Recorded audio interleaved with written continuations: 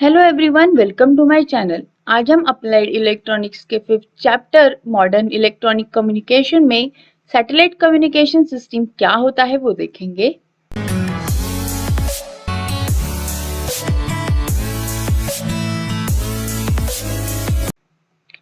Satellite communication system.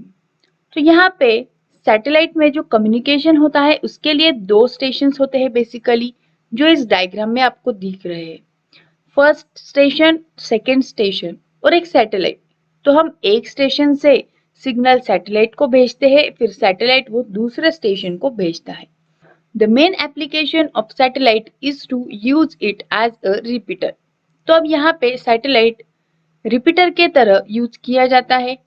In communication satellite system, the satellite is a relay station because the main transmitter station is unable to communicate directly with receiving station on the earth due to earth's curvature. It is communicating by using the satellite as a repeater station. अर्थ जो है उसका जो surface है वो flat नहीं होता है, curve होता है। तो जब भी हमें कम्युनिकेशन करना होता है लॉन्ग डिस्टेंस का, तो हम डायरेक्टली सिग्नल नहीं भेज सकते। इसीलिए हम पहले वो सैटेलाइट को भेजते हैं और सैटेलाइट फिर जहाँ पे भी हमें वो सिग्नल भेजना है उस स्टेशन पे उस सिग्नल को पहुंचा देता है। इसीलिए इसे रिपीटर स्टेशन कहा जाता है। The figure shows the basic use of communication satellite, जो मैंने अभी बताया था। Where the stations on the earth are known as earth station और ग्राउंड स्टेशन। तो इनको हम अर्थ स्टेशन और ग्राउंड स्टेशन किसी भी नाम से लिख सकते हैं। The satellite as remote station since it is remote area as a space. The operating steps of satellite. An Earth station transmits information to satellite by using carrier known as uplink frequency. तो यहाँ पे ये जो uplink और downlink लिखा है वो होती है frequency.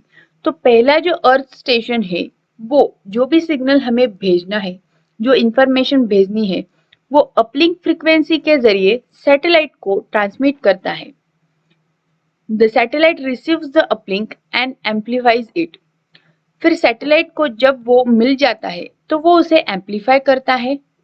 The satellite transmit the amplified information signal by retransmitting it another carrier frequency called as downlink frequency towards another earth station on the earth. फिर जब वो एम्पलीफाई कर लेता है सैटेलाइट उस फ्रीक्वेंसी को, उस सिग्नल को, फिर से वो उस सिग्नल को एक डाउन लिंक फ्रीक्वेंसी के जरिए जो सेकेंड अर्थ स्टेशन है जहां पे भी हमें वो इंफॉर्मेशन पहुंचानी होती है वहां पे भेजता है। Satellite communication system. In this application, the satellite is a relay station where uplink frequency is normally greater than downlink frequency. तो जो फर्स्ट फ्रीक्वेंसी होती है, जो भेजने की फ्रीक्वेंसी होती है वो ज्यादा होती है और डाउनलिंक फ्रीक्वेंसी कम होती है। In other type of satellite system, the satellite may be used for getting meteorological information such as photographs of earth contents, information of rainfall, floods, etc. जो सैटेलाइट है वो डिफरेंट टाइप्स के information collect करने के लिए भी use की जाती है। In this method, same Earth station transmit instruction towards satellite on uplink and satellite receives it. अब सैटेलाइट को कैसे पता चलता है कि हमें अभी फोटोग्राफ्स लेने हैं, हमें एटमॉस्फेयर दिखाना है, वेदर दिखाना है। तो जब भी हम हमारे अर्थ स्टेशन से उसको इंस्ट्रक्शन देते हैं अपलिंक के जरिए और सैटेलाइट वो रिसीव करता है और फिर वो इंस्ट्रक्शंस को वो अप्लाई करता है। After extracting the instruction, it performs necessary operation and sends feedback like photograph data towards Earth station on another downlink frequency. तो इस तरह से वो इंस्ट्रक्शन लेता है, फिर उस पे नेसेसरी ऑपरेशंस होते हैं और जो भी इंफॉर्मेशन हमने उससे मांगी है वो हमें भेजता है using downlink frequency. Standard frequency band. Most of the communication satellite use microwave frequencies for uplink and downlink transmission. The microwave spectrum is divided into different frequency bands denoted by letter. तो ये जो microwave frequencies हम use करते हैं वो different types के frequency bands है जिसको हमने अलग अलग नाम्स दिए हैं जो कि लेटर्स है. There is a standard frequency band widely used for communication satellite. It is C band and Ku band. तो दो ये जो बैंड्स है C band and Ku band, ये दो बैंड्स वाइडली यूज किए जाते हैं इन कम्युनिकेशन सैटेलाइट्स में. तो ये डिफरेंट टाइप्स के बैंड्स है और उसकी जो फ्रीक्वेंसी रेंज है वो इस टेबल में दी है. जैसे कि P के लिए है 225 टू 390 मेगाहर्ट्ज, J के लिए 350 टू 530 मेगाहर्ट्ज. इस तरह से C के लिए जो वाइडली यूज किया जाता है तो C के लिए है 3400 टू 6425, जिसको 3.4 टू 6.4 गीगाहर्ट्ज लिखा जाता है. और KU उसका है 10.95 टू 14.5 गीगाहर्ट्ज. तो इस तरह से ये अलग अलग बैंड्स की फ्रीक्वेंसी रेंजेस है. Bandwidth utilization. ITU international telecommunication union makes this allocation of band. Observe C band और KU बैंड. तो अभी हमने इसकी जो फ्रीक्वेंसी रेंज है वो देखी थी. सी बैंड की अपर लिमिट और लोअर लिमिट है जो रेंज है वो माइनस करते हैं तो हमें मिलता है 500 मेगाहर्ट्ज. तो उसकी जो बैंडविड्थ है वो है 500 मेगाहर्ट्ज. इसी तरह से कू बैंड के लिए है 500 megahertz. It means that very large bandwidth is available for utilization for satellite communication. तो इसका ही मतलब क्या है कि सैटेलाइट कम्युनिकेशन के लिए हम लार्ज बैंडविड्थ यूज करते हैं और वो अवेलेबल भी है. Making proper divisions or dividing it into the channels, it utilizes this bandwidth. तो अब ये बैंडविड्थ जो है वो बहुत बड़ी है तो हम इसको डिवाइड करते हैं और हम इसका अच्छे से यूज करते हैं, वो हम आगे देखेंगे. As shown in figure, the satellite bandwidth of 500 MHz is divided into 12 channels, each of 36 bandwidth and 4 MHz guard band for each channel. It is denoted as A, 2A, 3A up to 12A. ये figure देखो, यहाँ पे ये जो बड़ा box है ये है 500 मेगाहर्ट्ज जो मेन बैंडविड्थ है. अब ये 500 मेगाहर्ट्ज जो बैंडविड्थ है उसको हमने 12 चैनल्स में डिवाइड किया है.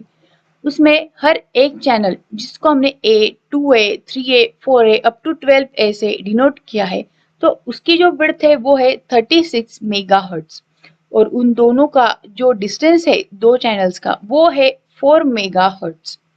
और इस तरह से हम इस टोटल बैंडविड्थ को डिफरेंट चैनल्स में डिवाइड करते हैं. और ये जो एक चैनल है उसको भी हमने गार्ड बैंड में डिवाइड किया है. यानी कि ये जो 2 है ये एक है उसको 296 मेगाहर्ट्ज यानी कि उसको भी हमने छोटे छोटे एक चैनल में डिवाइड किया है. Each 36 megahertz channel divided into 1000 small telephone channel and one TV channel, and each channel is operated by electronic system known as transponder. तो जो एक चैनल था उसको भी हमने एक 1000 स्मॉल टेलीफोन चैनल्स में डिवाइड कर दिया और एक टीवी चैनल में. और ये जो चैनल्स है वो ऑपरेट होते हैं using transponder. These 36 megahertz channels also can be used for handling large digital data at speed of 60 megabits per second. The bandwidth available for utilization and required traffic sometimes become problem due to overloaded traffic signal. तो ये जो bandwidth utilisation है उसमें अब traffic भी बहुत ज़्यादा होता है यानी कि बहुत सारे सिग्नल्स जब आ जाते हैं तब डिफिकल्ट हो जाता है. To utilize the available bandwidth effectively and to fulfill the requirement, different techniques are used. अब यहाँ पे इंटरप्शन ना हो और हम पूरी बैंडविड्थ को अच्छे से यूज कर सके इसलिए डिफरेंट टेक्निक्स यूज की जाती हैं. तो यहाँ पे दो मेन कॉमन टेक्निक्स है, फ्रीक्वेंसी रीयूज टेक्निक और दूसरी है special isolation technique. The first method use to make bandwidth double. तो जो फर्स्ट है फ्रीक्वेंसी रीयूज उसमें हम बैंडविड्थ को डबल करते हैं. Where it uses two identical sets of channels, say A and B, with same carrier frequencies, hence called as frequency reuse. Employing an antenna technique known as antenna polarization technique isolates these two. तो हम इस frequency reuse में दो channels identical frequency के लिए use करते हैं और उनको आइसोलेट करने के लिए एंटेना पोलराइजेशन टेक्निक यूज की जाती है. It uses two antennas as vertically polarized and other horizontally polarized so that end antenna is isolated from other. In this way, using same frequency for two channels and avoiding interference by polarization technique can double the utilization. तो हम एक ही frequency के लिए दो channels use करते हैं इस method में और उनका जो इंटरफेरेंस है वो अवॉइड करने के लिए पोलराइजेशन टेक्निक यूज करते हैं. तो इस तरह से सैटेलाइट कम्युनिकेशन सिस्टम वर्क करता है. अगर आपको इसमें कुछ भी डाउट्स या क्वेरीज है तो आप कमेंट सेक्शन में जरूर पूछें. इस वीडियो को लाइक करें, शेयर करें और चैनल को सब्सक्राइब भी जरूर करें. Thank you.